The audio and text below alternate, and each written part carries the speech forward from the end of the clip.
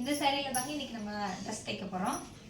Double colour red, black colour அதிகமாக இருக்குது, red வந்து கொஞ்சம் கம்மியாக இருக்கனால இந்த பாடி பார்ட்டு போட்டுட்டு இது பாட்டமுக்கு போடுறோம். ஜிப்பு வச்சுக்கலாம். நான் இன்விசிபிள் ஜிப்பு தான் வச்சுருக்கேன். நீங்கள்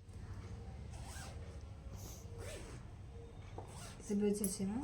சிங்கிளாக இருந்த பார்டர் நான் ஜாயின் பண்ணியிருக்கேன் அந்த வளைவு கொடுக்கறதுக்காக. நம்ம வளைவு கட் பண்ணி வச்சுருக்கோம், அதை வச்சு நம்ம 2 பீஸ் கட் பண்ணிக்குவோம். இந்த டிசைன் இப்படி வைக்கிறோம்.